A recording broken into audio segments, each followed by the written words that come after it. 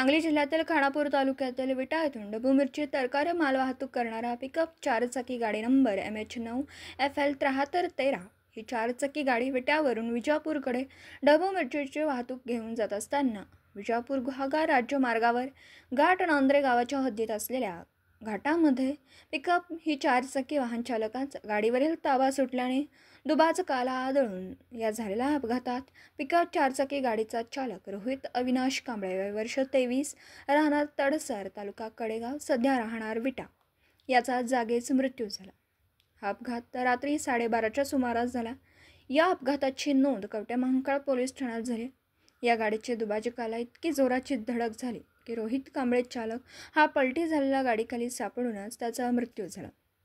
कवठे महांकाळ पोलिसांनी घटनास्थळी धाव घेत अपघाताचा पंचनामा करत कांबळे याचा मृतदेह कवठे महांकाळ उपजिल्हा रुग्णालयात शवविच्छेदनासाठी पाठवण्यात। या अपघाताची नोंद कवठे महांकाळ पोलीस ठाण्यात झाली असून पुढील तपास पोलीस करीत आहेत।